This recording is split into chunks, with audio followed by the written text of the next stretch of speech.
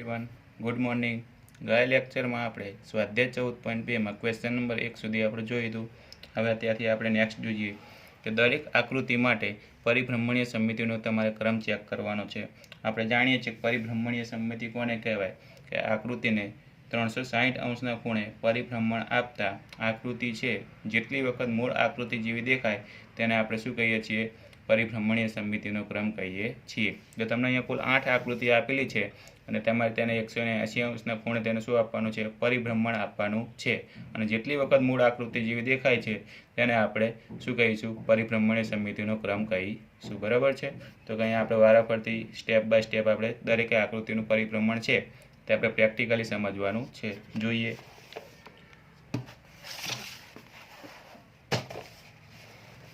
બરાબર છે કે જે પહેલી જે આકૃતિ છે બરાબર તેની મૂળ સ્થિતિ જોઈ લેજો. અત્યારે જો આ જે ટપકું કરેલું છે ત્યાંથી આપણે તેની મૂળ સ્થિતિ છે બરાબર. એને પછી આપણે શું કરવાનું છે? 180 અંશના ખૂણે તેને શું આપવાનું છે? પરિભ્રમણ આપવાનું છે. અત્યારે જે હાલ જે આકૃતિ છે તે મૂળ આકૃતિ જે મૂળ પરિસ્થિતિ છે જેની બરાબર તે સ્થિતિમાં જ છે.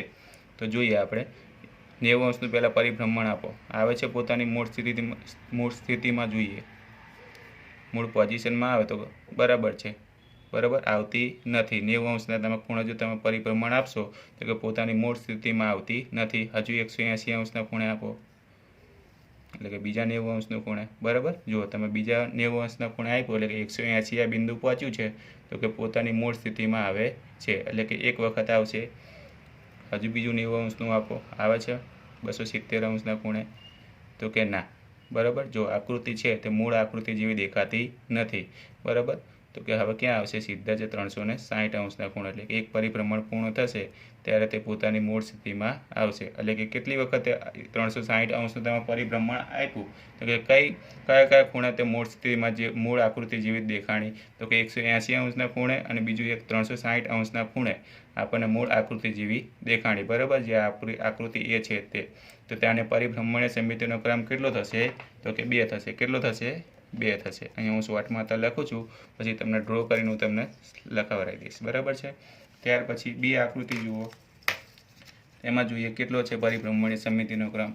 અહીંયા જે આપવામાં આવે છે તમને 2 ખૂણા આપવામાં આવે છે. 180 છે તો તેનો સામેનો ખૂણો કેટલો થશે? 180 જ થશે. બરાબર છે. 80 છે તો તેનો સામેનો ખૂણો 80 થશે. શા માટે? કે બંને કેવા છે? અભિકોણો છે. કેવા છે? અભિકોણો. એટલે કે આ પણ કેટલાનો થશે? 80 અંશ જ થશે.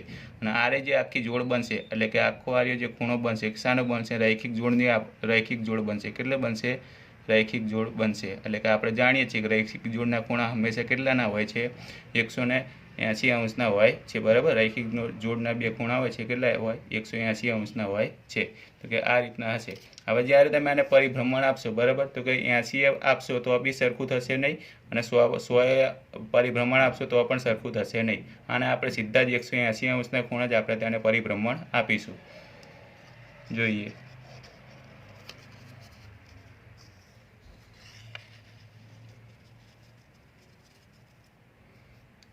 બરાબર. આ અત્યારે પોતાની મૂળ જે સ્થિતિ છે તે સ્થિતિમાં જ રહેલી છે આકૃતિ. હવે આને આપણે 180 અંશના ખૂણે આપણે જેમ હાલ કીધું તે રીતના પરિભ્રમણ આપીશું. જો 90 અંશના ખૂણે આપશો તો બી જુઓ પોતાની મૂળ સ્થિતિ જેવી દેખાશે નહીં. શા માટે? કારણ કે 80 છે તે પોતાની મૂળ સ્થિતિમાં નથી, સાઈડમાં છે. બરાબર. એટલે કે આના 180 અંશના ખૂણે તે પોતાની મૂળ સ્થિતિમાં આવશે. આપણે જોયું હતું કે જે મૂળ સ્થિતિ હતી મૂળ આકૃતિ કેવી હતી કે 80 અંશનો ખૂણો કેવો હતો? ઉપર હતો. અને જે 100ના હતા બે કેવા હતા? સાઈડમાં હતા. એ જ રીતના આપણે બની ગયું 80 ઉપર છે અને નીચે પણ છે. બરાબર. એ જ રીતના હજુ પણ 270 અંશના ખૂણા તમે આપશો પરિભ્રમણ લઈ જશો બિંદુ પીને તો પણ જુઓ પોતાની આકૃતિ જેવી આવશે પણ ઉપર કયો ખૂણો થઈ ગયો? 100નો ખૂણો થઈ ગયો છે. અને હતો હકીકતમાં કયો? 80નો ખૂણો હતો. એટલે કે મૂળ આકૃતિ જેવી થતી નથી. ખાલી 180 અંશના ખૂણે થયું છે. હજુ બીજી વાર ક્યાં થાય છે? જોઈએ. બીજા કંઈ 360 અંશના ખૂણે થાય છે. જુઓ પોતાની જે મૂળ સ્થિતિમાં હતી ત્યાં આવી ગઈ આકૃતિ અને 80 છે તે ઉપર જે હતા ત્યાં આવી ગયા છે. એટલે કે કેટલી વખત તે આની પરિભ્રમણીય સમમિતિનો ક્રમ કેટલો થશે? તો કે 2 થશે. કેટલો થશે? 2. કયા ખૂણા સરખી જોવા મળી? 180 અંશના ખૂણે અને બીજે 360 અંશના ખૂણે. એટલે કે અહીંયા પરિભ્રમણીય સમમિતિનો ક્રમ કેટલો થશે? 2 થશે। અહીંયા આપણે સાઈડમાં લખતા રહીશું। પહેલી જે આકૃતિ હતી તેની માટે પણ પરિભ્રમણ સમિતિનો ક્રમ કેટલો થશે? 2 થશે। બીજી આકૃતિ માટે પણ કેટલો થશે? 2 જ થશે, બરાબર। તો કે આ આકૃતિ બી નંબરની વાત હતી। હવે ત્યાર પછી સી નંબરની જે આકૃતિ છે તે જોઈએ। કયો છે? ત્રિકોણ છે, બરાબર છે। ત્રિકોણમાં આપણે જાણીએ છીએ કે આને કેટલા અંશના ખૂણે એને પરિભ્રમણ આપવું પડે છે? 120 અંશના ખૂણે તમે પરિભ્રમણ આપશો તો તમને ડાયરેક્ટ તમને પરિભ્રમણ સમિતિ મળી જશે। જોઈએ।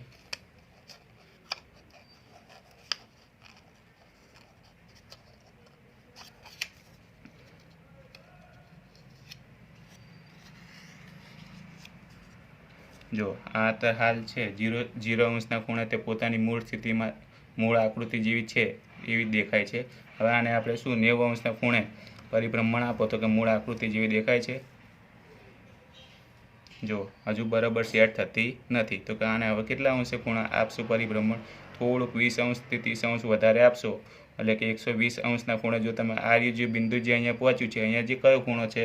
120 અંશનો ખૂણો બનશે। કયો બનશે? અહીંયા 120 અંશનો ખૂણો બનશે। હજુ 120નું પરિભ્રમણ આપો એટલે કે 120નું તમે પરિભ્રમણ આપશો એટલે કે ક્યાં આવશે? 240 અંશના ખૂણે, બરાબર। એટલે કે આ જે ખૂણો બનશે કયો બનશે?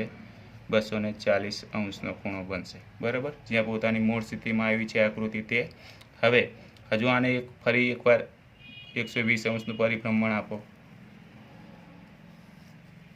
એટલે કે 360 અંશના ખૂણે તે આકૃતિ છે મૂળ આકૃતિ જેવી દેખાય છે। એટલે કે કયા કયા ખૂણે આપણને મૂળ આકૃતિ જોવા મળી? તો કે 120 અંશના ખૂણે, 240 અંશના ખૂણે અને 360 અંશના ખૂણે આકૃતિ છે તે મૂળ આકૃતિ જેવી દેખાય છે। આથી આ પરિભ્રમણ સમિતિનો ક્રમ કયો થશે? સી આકૃતિ માટે 3 થશે। કેટલો થશે? 3 થશે। તો કે આકૃતિ સી નંબરની હતી। હવે ત્યાર પછી આપણે આગળ જોઈએ કઈ આવે છે જોઈએ। ફરકડી આવે છે, બરાબર। ફરકડી ટાઈપનું છે અને અહીંયા બિંદુ આર દર્શાવેલું છે અને આના ચારે ખૂણા કેટલા અંશના હશે? 90 અંશના હશે। જોઈએ।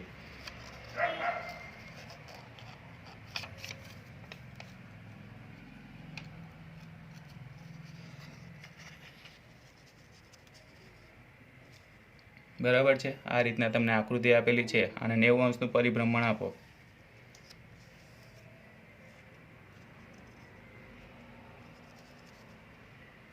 જો 90 અંશના પરિભ્રમણ આપશો તો કે આકૃતિ છે બિંદુ આર છે તે ક્યાં 90 અંશના ખૂણે પહોંચી ગઈ અને આકૃતિ છે તે મૂળ આકૃતિ જેવી જ દેખાય છે। એટલે કે આની પરિભ્રમણ સમિતિ 1 થઈ। હજુ બીજું ફરી એકવાર 90 અંશનું આપો, બરાબર છે। એટલે કે 180 અંશના ખૂણે પણ આકૃતિ મૂળ આકૃતિ જેવી જ દેખાય છે। ત્યાર પછી હજુ એક વખત 90 અંશનું આપો પરિભ્રમણ। બિંદુ આર ક્યાં પહોંચ્યું? 270 અંશના ખૂણે પહોંચ્યું તો પણ કેવી આકૃતિ? મૂળ આકૃતિ જેવી જ દેખાય છે, બરાબર છે। હજુ એકવાર પરિભ્રમણ આપો, બરાબર છે। 360 અંશના ખૂણે પણ આકૃતિ છે મૂળ આકૃતિ જેવી જ દેખાય છે। એટલે કે જે ડી નંબરની જે આકૃતિ છે તે કયા કયા ખૂણે? 90 અંશના ખૂણે, 180 અંશના ખૂણે, 270 અને 360 અંશના ખૂણે આકૃતિ મૂળ આકૃતિ જેવી જ દેખાય છે। આથી આ પરિભ્રમણ સમિતિનો ક્રમ કેટલો થશે? આનો 4 થશે। કેટલો થશે? 4 થશે। આ બાબત યાદ રાખીશું આપણે। ત્યાર પછીની આકૃતિ જોઈએ।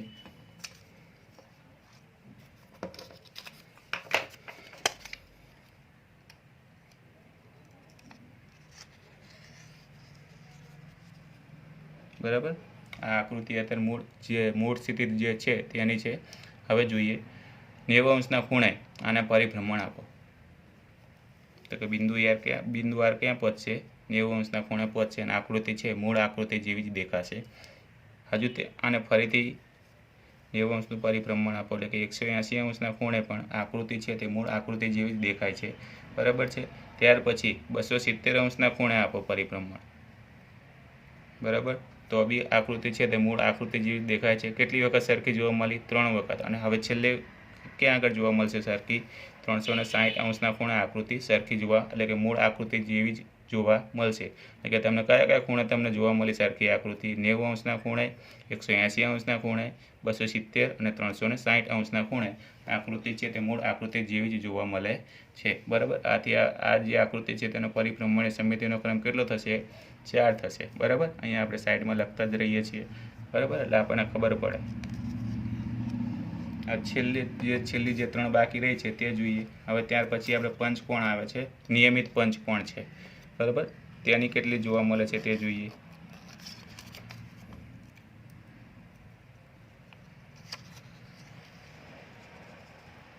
હાલ જે પોતાની મૂળ સ્થિતિમાં છે, બરાબર છે. હવે આને શું કરીશું, આપણે પરિભ્રમણ આપીશું અને કેટલી વખત આપણે મૂળ આકૃતિ જેવી દેખાય છે તે જોઈશું. તો કે આને 90 અંશના ખૂણે તમે પરિભ્રમણ આપશો તો પોતાની મૂળ આકૃતિ જેવી જ દેખાશે, બરાબર. પહેલી વખત પરિભ્રમણ આપો તો કે મૂળ આકૃતિ જેવી દેખાય છે તો 1 થઈ. બીજી વખત આપો, જેટલા ખૂણા છે એટલી તમને પરિભ્રમણ સમમિતિ જોવા મળશે, નિયમિત હોય તો, બરાબર છે. બીજી વખત એટલે કે 120 થી થોડુંક વધારે છે તે અંશના ખૂણે છે 130 થી 140 વચ્ચે મૂળ આકૃતિ જેવી દેખાય છે. હજુ એકવાર આપો, એટલે કે 180 થી થોડુંક વધારે તમે પરિભ્રમણ આપશો એટલે કે આ છે મૂળ આકૃતિ જેવી 3 વખત સરખી જોવા મળી. હજુ એક વખત આપો, બરાબર છે. બિંદુ આર છે ક્યાં પહોંચ્યું, 270 થી થોડુંક વધારે પરિભ્રમણ છે એટલે કે 280 થી 285 અંશનો જે ખૂણે આકૃતિ મૂળ આકૃતિ જેવી જ દેખાય છે, બરાબર. એટલે કે 4 વખત સરખી આપણને જોવા મળી. હવે કે છેલ્લે તમને ક્યાં જોવા મળશે, 360 અંશના ખૂણે, બરાબર. એટલે કેટલી વખત આપણને આકૃતિ સરખી જોવા મળી, તો કે 5 વખત, બરાબર. તો કે આનો પરિભ્રમણ સમિતિનો ક્રમ કેટલો થશે, 5 થશે. કેટલો થશે, 5 થશે. કારણ કે આ જે પંચકોણ છે તે નિયમિત છે, બરાબર છે. એટલે કે આને જેટલી બાજુ હશે અથવા કે જેટલા ખૂણા હશે એટલી તમને પરિભ્રમણીય સમિતિનો ક્રમ જોવા મળશે, બરાબર. આથી 5 ખૂણા છે તો આનો કેટલી પરિભ્રમણીય સમિતિનો ક્રમ કેટલો જોવા મળશે, 5 જોવા મળશે. ત્યાર પછીની જે છેલ્લી 2 આકૃતિ છે તે જોઈએ. અહીંયા તમને ષષ્ઠકોણ ટાઈપનો જે સ્ટાર આપેલો છે તેની જોઈએ. આમાં પણ દરેક ખૂણા આગળ તમને જોવા મળશે, બરાબર. પરિભ્રમણીય સમિતિ કેટલી જોવા મળે છે જોઈએ, બરાબર છે. બિંદુ આર પોતાની મૂળ સ્થિતિ ધરાવે છે. હવે આને થોડુંક પરિભ્રમણ આગળ આપો,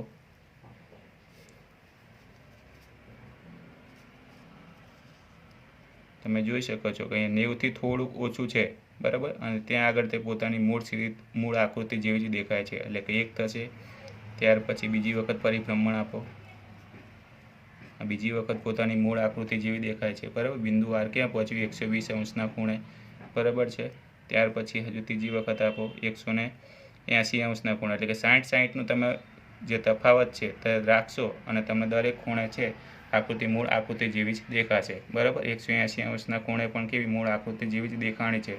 ત્યાર પછી 180માં 60 ઉમેરો એટલે કે કેટલા, 240 અંશના ખૂણે આકૃતિ મૂળ આકૃતિ જેવી જ દેખાશે, બરાબર. એટલે કે અહીંયા જે 240 અંશના ખૂણે, બરાબર. અહીંયા આપણે જોયું હતું આગળ કે 240 અંશના ખૂણે મૂળ આકૃતિ જેવી જ દેખાશે. હવે 240માં બીજા તમે 40 ઉમેરો એટલે કે 280 અંશના ખૂણે, એટલે કે 270 થી થોડુંક 10 જે વધારે છે તે અંશના ખૂણે તે આકૃતિ છે તે મૂળ આકૃતિ જેવી જ દેખાશે, બરાબર. એટલે કે 5 વખત થઈ, બરાબર. આપણે ગણતરી કરતા રહીશું સાથે સાથે. અને છેલ્લે 360 અંશના ખૂણે 280માં તે 80માં કેટલા ઉમેરવાના, 240માં 60 ઉમેરશો, બરાબર છે. એટલે કે 360 અંશના ખૂણે આકૃતિ છે તે મૂળ આકૃતિ જેવી જ દેખાશે. એટલે કે કયા કયા ખૂણે તમને જોવા મળી, તો કે 60 જોવા મળી, 120 પણ જોવા મળી, 180, 240 અને 280. અને છેલ્લે ક્યાં જોવા મળી, 360 અંશના ખૂણે મૂળ આકૃતિ જેવી જોવા મળી. એટલે આની પરિભ્રમણ સમિતિ કેટલી થશે, તો કે 6 થશે, બરાબર. કેટલી જગ્યા જોવા મળી સરખી આપણને, 6 જગ્યાએ આકૃતિ છે તે મૂળ આકૃતિ જેવી જોવા મળી. તો કે આનો પરિભ્રમણ સમિતિનો ક્રમ કેટલો થશે, 6 થશે. કેટલો થશે, 6. તો જોઈએ હવે ત્યાર પછીની જે છેલ્લી જે આકૃતિ છે તે જોઈ લઈએ.